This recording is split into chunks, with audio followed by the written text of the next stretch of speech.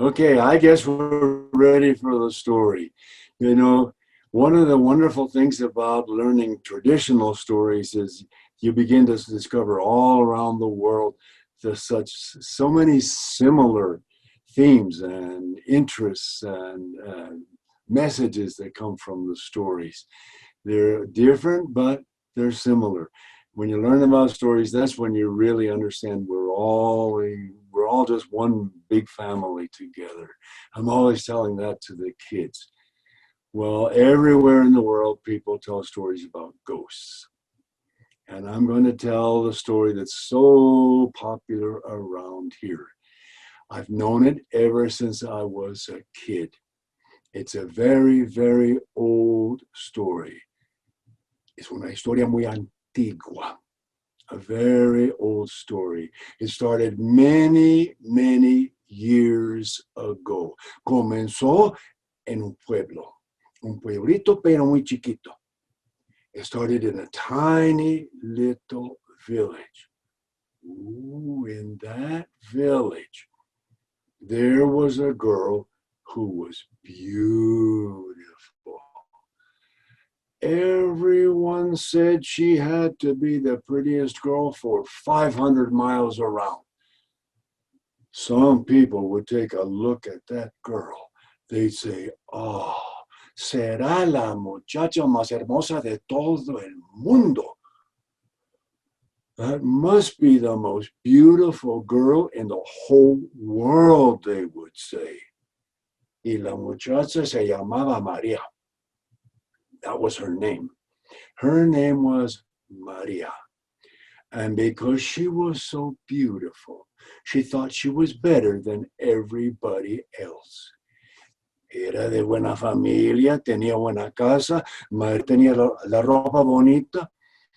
Nunca se daba por satisfecho. Even though she came from a good family, they had a nice house to live in, she had pretty clothes to wear, she was never satisfied. She should have even better things. She got to be a young woman.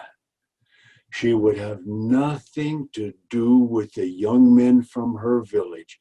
They weren't good enough for her.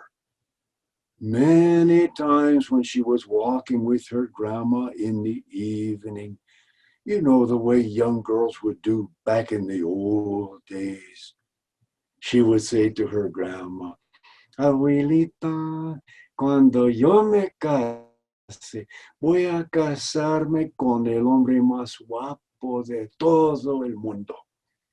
She was always telling her grandma that when I get married, grandma, cuando yo me case, I am going to marry the most handsome man in the whole world. Her grandma would just look at her and shake her head. Maria would go right on talking. She'd look across the hillside. She'd say, his hair will be as black and as shiny as the raven I see sitting on the tree over there. Cuando camine, vamos a la fuerza y la gracia del caballo que mi abuelito tiene en su corral. When that man walks along, he'll look as strong and as graceful as the stallion my grandpa has in the corral. Her grandma would say to her, María, caras vemos, corazones no sabemos. Ooh, that's an old saying around here. Caras vemos, corazones no sabemos. Es cierto. It's a true old saying. We can see people's faces. Caras vemos. We don't know what's in people's hearts. Her grandma would tell her, if you're going to marry a man, you make sure that he's a good man, that he has a good heart in him. Why do you always think about a man's face and how handsome he looks? Maria would say to herself, estas viejitas tienen las ideas tan anticuadas. These old ladies, she would say, They have old-fashioned ideas. My grandma doesn't know anything. She wouldn't listen to her grandmother. And then one day, a man came to that little town. It looked like he was the man she had always been talking about. He was strong and handsome. He had worked as a cowboy. Podía montar cualquier caballo. He could ride any horse. If he had a horse and it got well trained, he would give that horse away. He would go catch a wild horse. He didn't think it was manly. No era cosa varonil, cosa de hombre, montar ningún caballo que no fuera medio bronco. He didn't think it was manly to ride a horse if it wasn't half wild. He could play the guitar, he could sing beautifully, and Maria made up her mind that was the man she would marry. But I already told you how proud she was.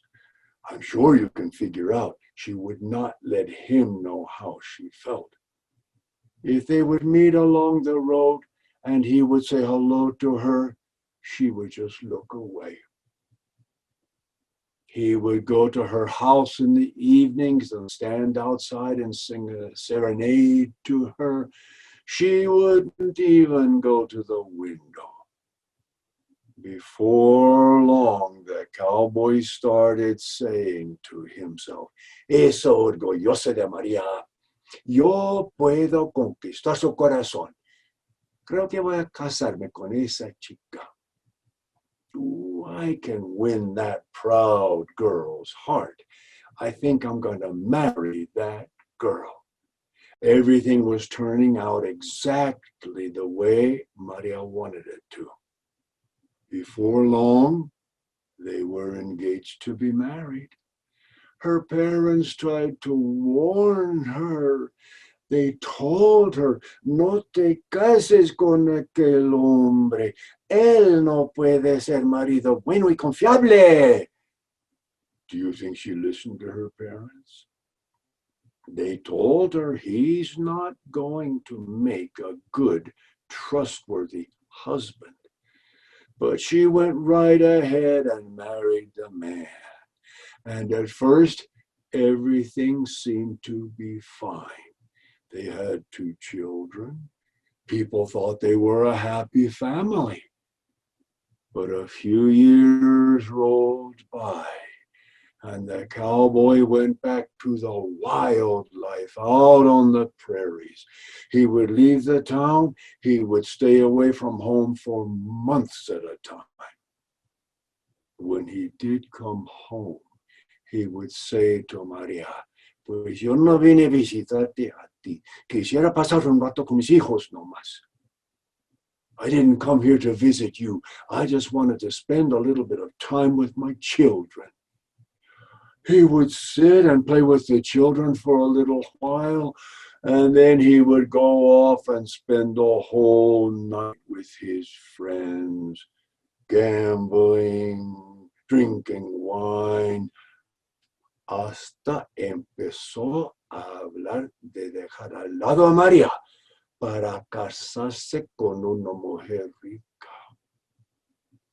He even started telling his friends that he was going to put Maria aside so that he could marry a rich woman.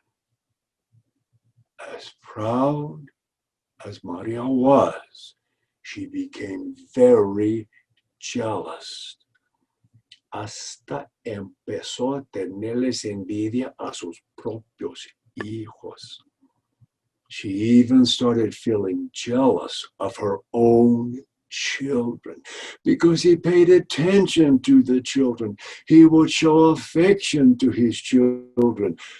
He just ignored Maria. And then one evening, she was standing in front of the house. Her 2 children were right there beside her. He came riding along in a carriage con una dama elegante sentada a su lado. There was an elegant lady sitting beside him. Paró el coche.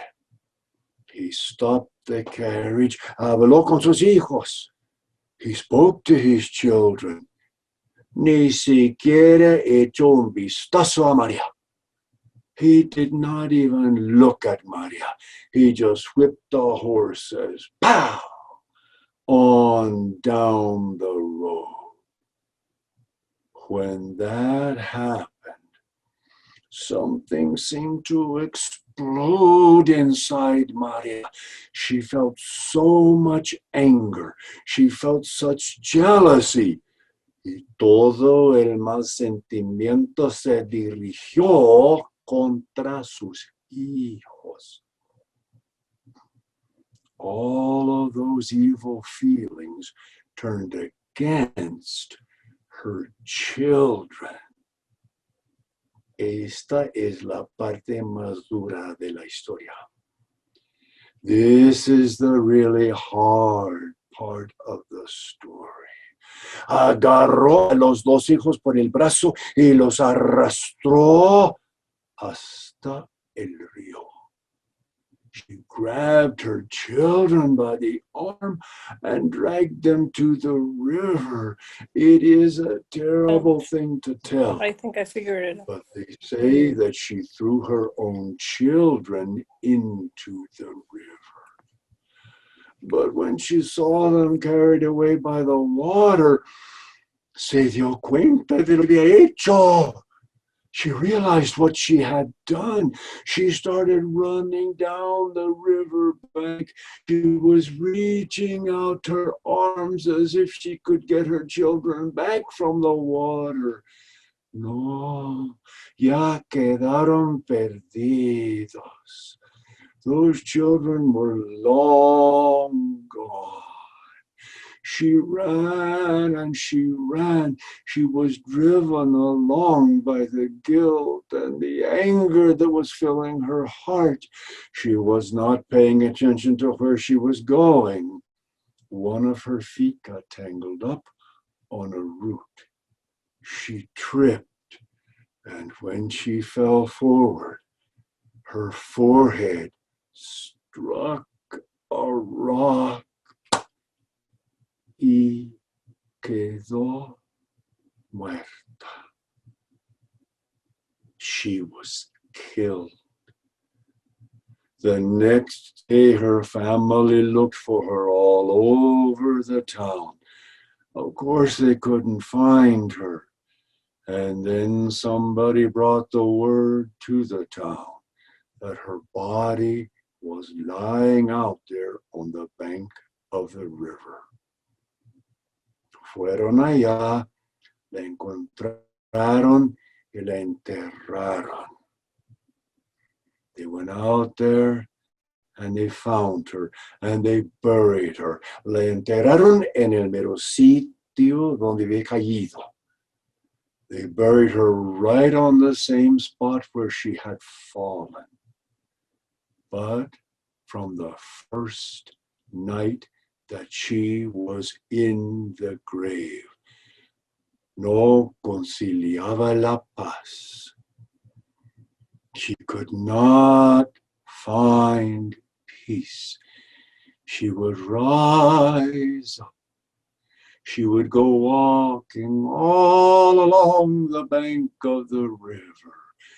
Estaba vestida con un manto largo y retorcido, como los en que vestían a los muertos para enterrarlos en aquellos tiempos.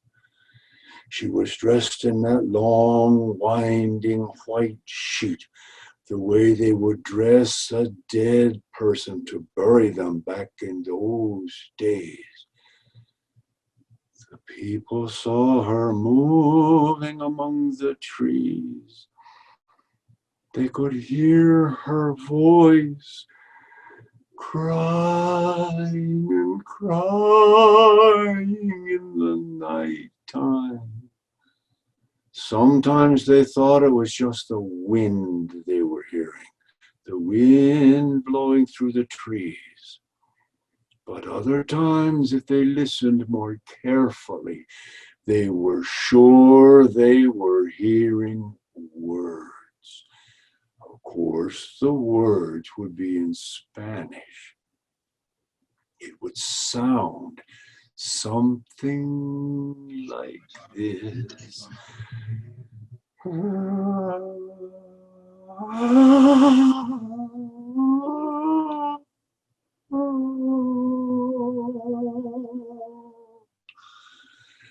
Mis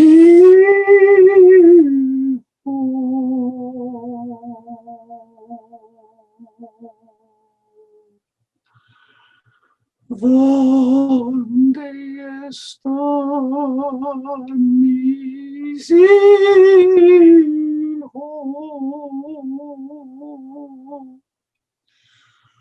Where are my children?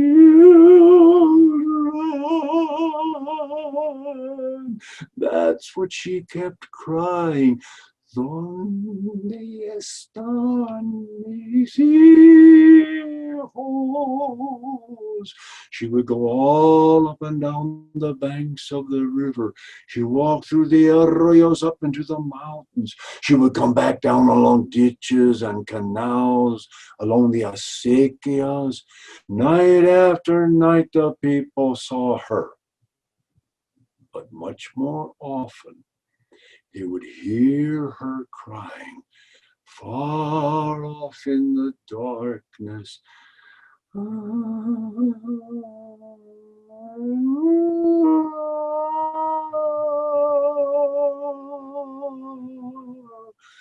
Mis hijos.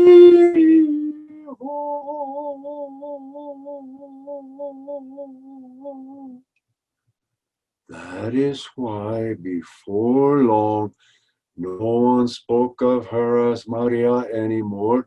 Le pusieron el nombre La Llorona. They gave her the name La Llorona, the crying woman, the weeping woman. And they would say to the children, when it gets dark outside, métanse dentro de la casa. Get back into the house, they told the kids, when it gets dark. La Llorona puede estar por aquí, buscando a sus hijos. La Llorona might be around here, they would say. She's looking for her children, but she's so crazy. She can think any child she sees is one of her children. If she sees you, she'll grab you and she'll carry you away. Or she might even throw you into the river like she did to her own children. You will never be seen again. Y se cuenta que a través de los años, muchos niños han sido llevados por la Llorona. They say that many children down through the years have been carried away by La Llorona. But I've never seen her, so I'm not going to tell you it's really a true story.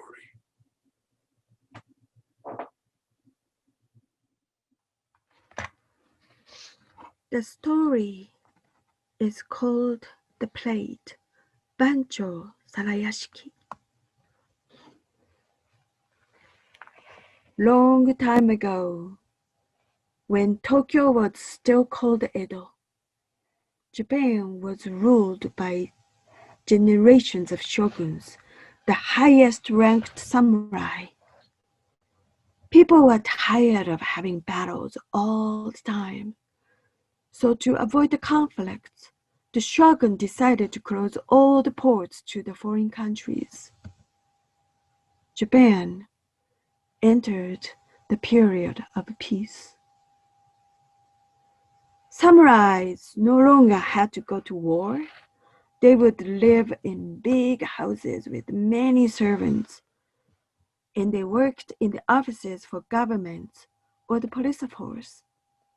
What utmost important to them was keeping their honor and pride, their wealth, and above anything, the family line.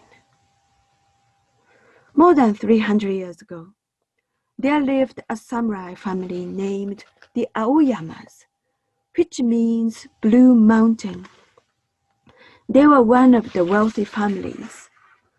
The master couple was very proud and known for being very strict with their houseworkers. The housemaids feared them. Among them was Okiku, which means the chrysanthemum. She was young and beautiful. She had beautiful black hair, bright red lips, and a fair skin like a doll. And she was a very modest and hard worker. Master Aoyama had an eye on her.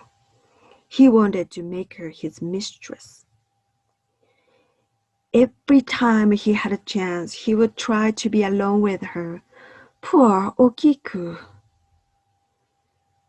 She was put in this very difficult place. If she says yes, Lady Aoyama will be furious at her. But if she says no, Master Aoyama will be very offended.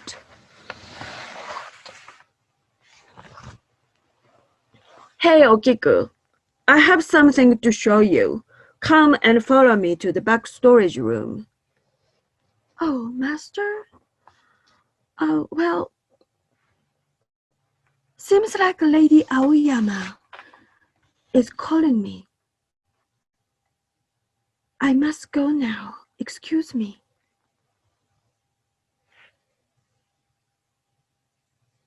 She always tried so hard to avoid the worst. One evening, after a big dinner party, she was in the kitchen, cleaning up and putting things away. The couple was very particular about leftovers getting thrown away at once. Nobody was allowed to take it even if the food was untouched. They considered it bad manners.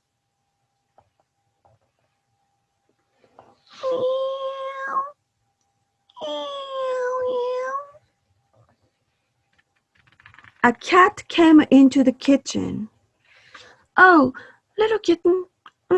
No. You can't be here. Oh, no, don't touch the food. I'll be scolded. Oh, no, don't.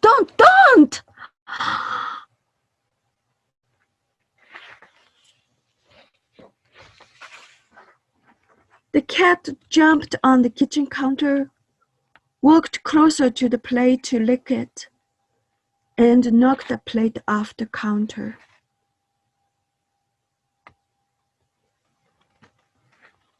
Lady Aoyama came into the kitchen and saw the broken plates. How dare you, Okiku? How dare you break our family precious heirloom plate? There is a set of 10 now. We only have 9 plates. You will never be able to replace this. Oh, Lady Aoyama, please forgive me. Please. I'm so sorry. I am so sorry. You will pay for this. Come. She grabbed Okiku's arm and took her to the secret room where she punished her workers and started yelling at her, calling her names. The master Aoyama heard the noise and came to the room as well. He didn't want his wife to think that he's very easy on Okiku because of his feelings towards her. So he decided to be extra harsh with her. That is not enough. And he started hitting Okiku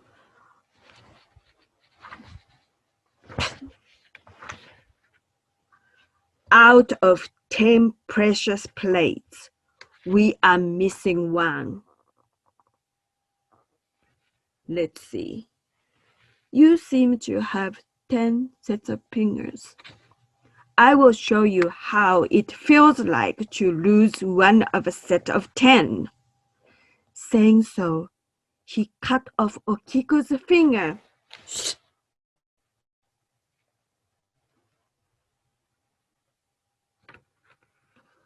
Okiku was bleeding.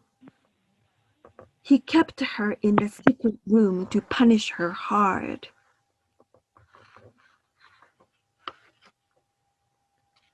Okiku, the chrysanthemum, couldn't bear it any longer. She escaped from the room and jumped into the well to end her suffering.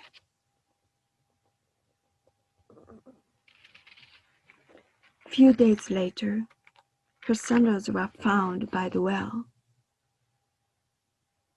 Nobody knew what happened to her. The master couple told everyone that Okiku, the chrysanthemum, suddenly fell ill, and despite all the cares and medical treatments they got for her, she passed away. The house servants whispered to each other that maybe she was killed. But they kept their mouths shut.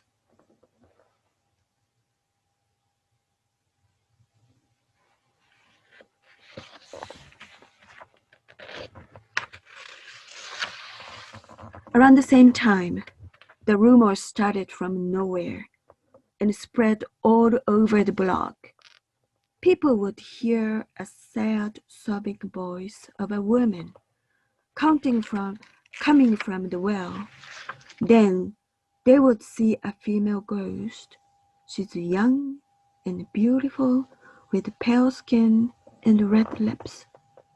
She's bleeding on her hand, and she sobs quietly while she counts.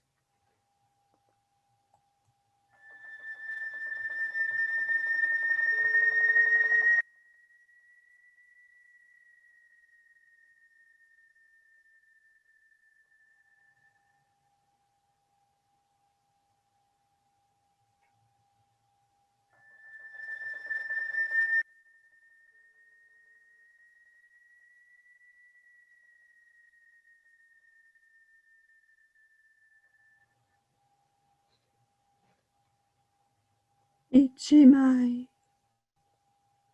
one plate. Nimai, two plates.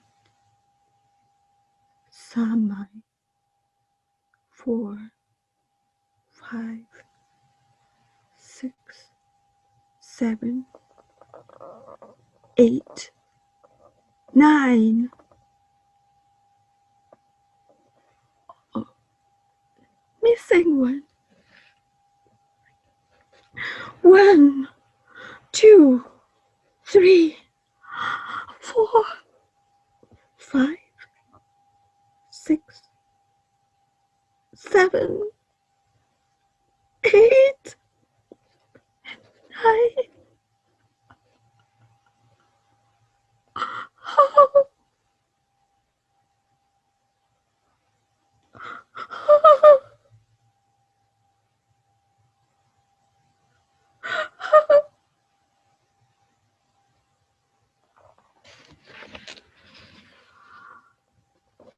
People were terribly scared of this ghost, but no one could explain what this woman ghost would be. They were so horrified that no one would go near the well, and slowly they stopped talking about it. Few years passed by. People forgot about the Okiku. The Aoyamas had a baby. It was a boy.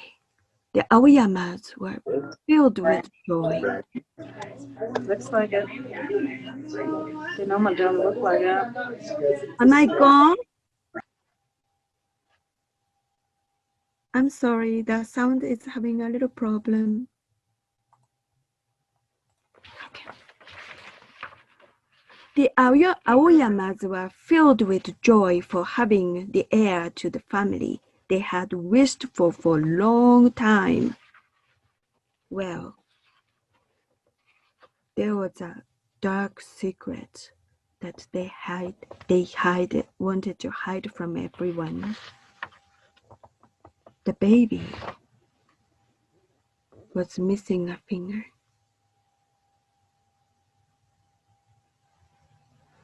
However, people began to realize the baby only had 9 fingers. People in town started talking about the Aoyamas again.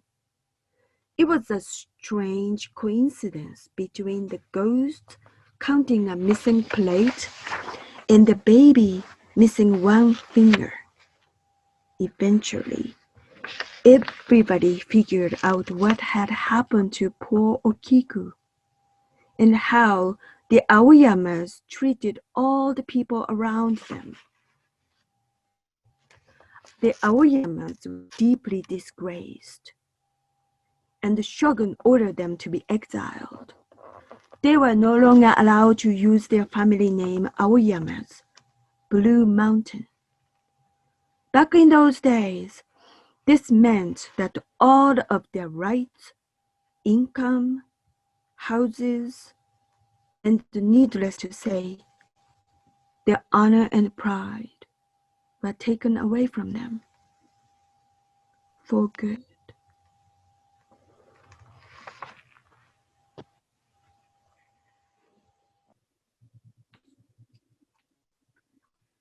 Oh, that was really spooky.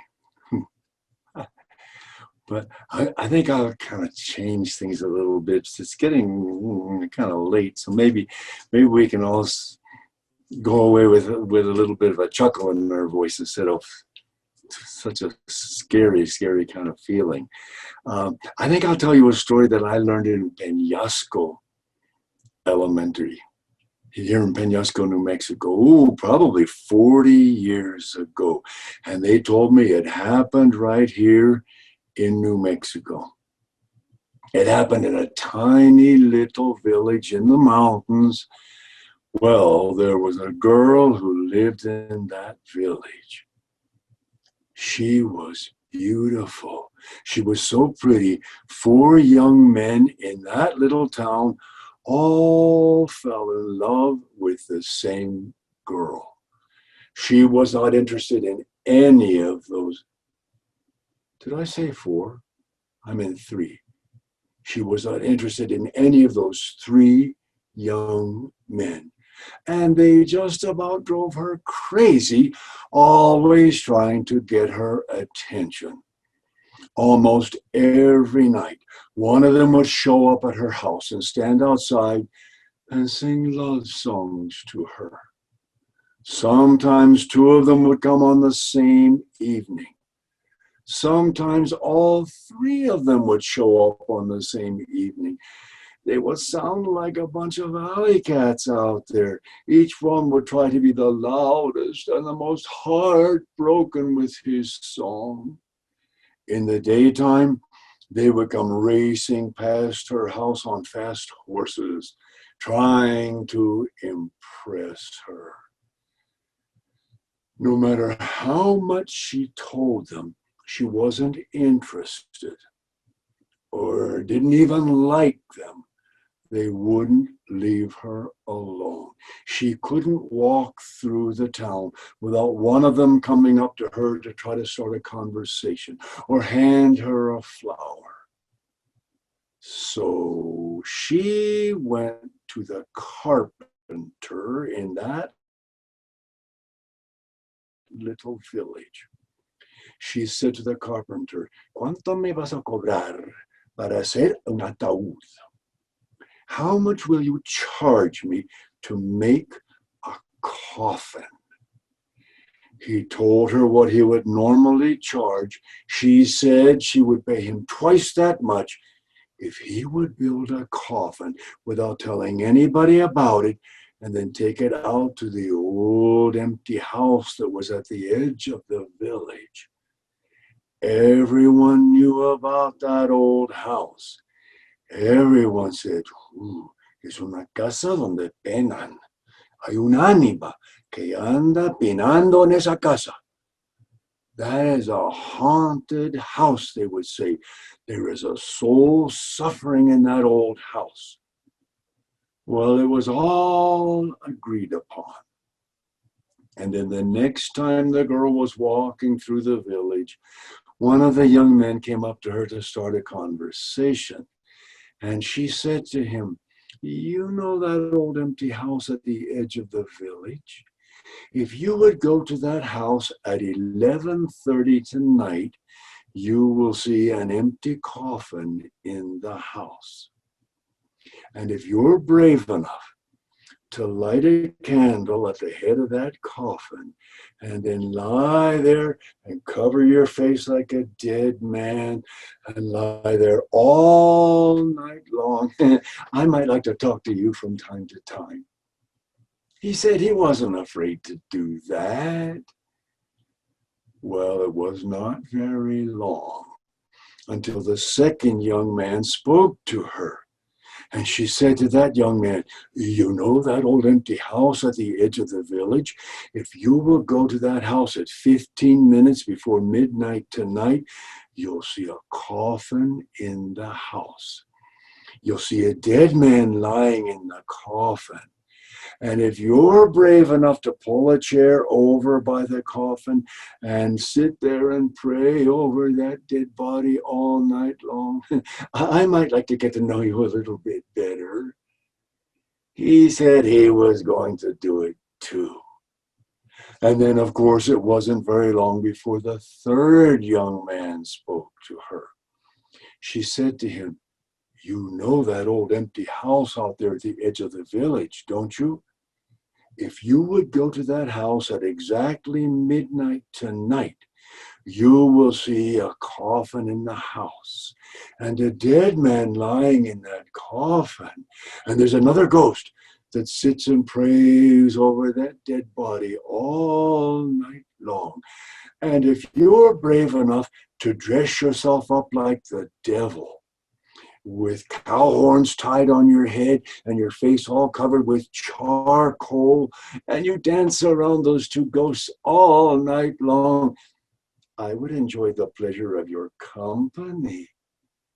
He said he was going to do it too. So that night, the girl went to the house. The carpenter had carried the coffin out to the house, just as she had told him to do. So she went and hid in a back room to see what would happen. At 11:30, she saw the first young man arrive. She saw him strike a match and light a candle and put it by the head of the coffin. She saw him trembling as he climbed into the coffin. And then he lay back and he covered his face with a cloth. He folded his arms over his chest and he lay there, perfectly still. 15 minutes later, the second young man arrived. He found a chair and dragged it over beside the coffin. He sat down and he started to pray. She could hear his voice quivering as he was praying. She could hear the rosary beads rattling in his fingers. And then just at midnight, the one who was praying happened to glance over at the door. And he said, "Ay, Dios mío, es el diablo." "Oh, my Lord," he said, "it's the devil." And when the young man lying in the coffin heard him say that, he came jumping up out of the coffin. And he said to the devil, "You're not going to get me yet." And he jumped out a window and he ran away down the road. But when the young man who was dressed like the devil saw what he thought was a dead man come flying up out of a coffin and then go diving out a window, he was so scared that he turned around and ran down the road right behind him. The two of them ran away down the road. The dead man kept saying, "No, no," and the devil was behind him at every step he took. But the one who was praying, he didn't get out of the chair. He didn't stop praying. He started praying louder and louder and louder. The girl was impressed with him. She came out of her hiding place. She said to him, tú sí eres valiente. You really are brave, she said. Tú no corriste. You didn't run away. The young man turned his white face toward her. He said, ¿Cómo quieres que corra? How do you expect me to run? He said, se me engancharon los pantalones en un clavo. My pants got stuck on a nail, he said. But just then the nail popped out of the chair. He fell to the floor face first, and then he jumped up and he ran down the road after the other two. The next day, the girl told all her friends what had happened, and her friends told all their families about it. Before long, everybody in the village had heard the story, and those three young men were so embarrassed, they never bothered her again. And they say that even today, in that little town, if someone does something that seems like it took a lot of courage and they start to brag about how brave they are, people will say, oh, maybe you're brave, or maybe your pants just got caught on a nail. So the next time somebody brags to you about how much courage they have, tell them, your pants just got caught on a nail. And they're going to say, what do you mean? And then you'll have to tell them that story so they'll understand.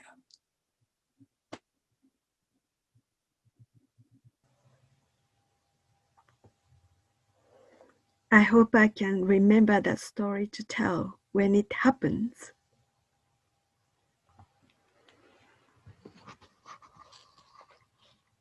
I will tell you a story called Botan Doro, or the Peony Lantern. The lantern's made of paper and the peony flowers painted on. The story goes like this. むかしむかし、それはお盆の自分のことでした。Long time ago, it was the Obon festival, where people honor their ancestors by welcoming their spirits back to earth for a few days. It's like Day of the Dead here. There lived a man named Shinnojo. He sat in front of his house, very sad and depressed. He had recently lost his wife. As night descended on Shinnojo and his empty house, he saw a light in the distance. It bobbed back and forth, getting bigger and bigger until it became two figures. One was a woman who held the lantern adorned with painted peony flowers. But it was the other figure that made Shinnojo gasp. She had the most beautiful face he had ever seen. Her skin was so luminous that it glowed in the moonlight. She bowed modestly to him and began to pass by him. He didn't know why, but he didn't want to let them go. So he stood straight up and greeted them. こんばんは。私は新之丞と申すものです。Good evening. My name is Shinnojo. I live in this house. Are you in a hurry? Would you keep me company on this quiet Obon evening? This is the first Obon after my family loss. I'm very lonely. The woman answered with a faint voice, saying her name was Otsuyu, which means the dew. And the other one, holding the lantern, was her servant. She felt sorry for his recent loss and decided to keep him company. Otsuyu went inside the house with Shinojo, while her servant stayed outside holding the peony lantern. Otsuyu said that she lived near the village temple. She was nice and sweet. Shinojo enjoyed talking to her and began to like her. They spent the night together. She stayed with him the entire night, but had to leave early before dawn. She just said, では、失礼いたします. Well, excuse me then. The next evening, to Shinojo's surprise and delight, Otsuyu visited again. And again, they spent the night together. After that, he forgot about his dead wife. Shinojo became crazy about her. He stopped taking care of himself, stopped leaving the house, stopped caring about anything really, and only waited for Otsuyu's nightly visit. She will come with the servant holding the peony lantern. People around his house could hear their sandal footsteps nightly. Krang, krong, krang, krong, krang. Shinojo's neighbors began to worry about his strange behavior. One night, one of the neighbors, an old man, heard a woman's voice from inside Shinojo's house. He peeked inside.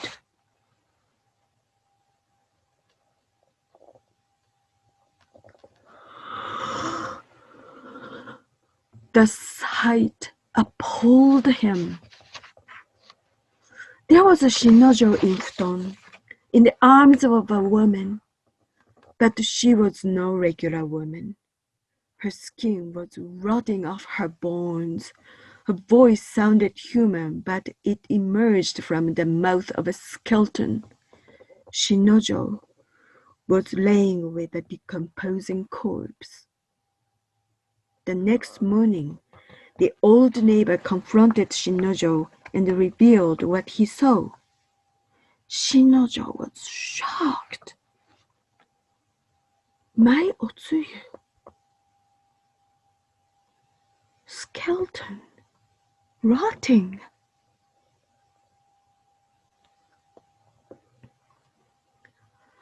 The old man warned Shinojo that if he kept meeting with the ghost, it would eventually drain the life form from him and kill him. Shinojo remembered that she had told him Otsuyu had lived near the temple, so he went to look for her for some kind of a clue. There, sure enough, he found a peony lantern lying on top of a grave. Her grave. Shinojo told the Buddhist priest at the temple what happened, and the priest gave him a spirit-repelling charm to place outside his home. So he did. Otsuyu did not come that night, nor the next, nor the one after that. But love is not easily forgotten, and Shinojo became depressed and indulged himself in drink. One drunken night, he stumbled to Otsuyu's grave, and she appeared to him as beautiful as he remembered. She invited him to her home. After a few days, neighbors became worried. They searched Shinojo's house and looked all over town, but could not find him anywhere. Finally, someone decided to open Otsu's grave. And there he was, naked, embracing the rotten skeleton of Otsuyu. And he was very much dead.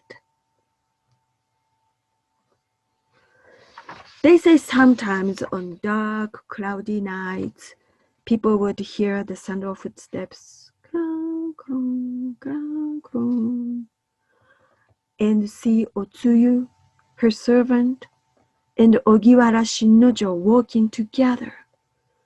And those same people would fall ill afterwards. The Ogiwara family felt worried that the ghosts were hurting people, so they called in a Buddhist priest. He explained that when a person dies, strong emotions may force their spirit to linger on earth instead of passing to the afterlife. The priest performed a ritual, releasing the three spirits from the earthly realm forever.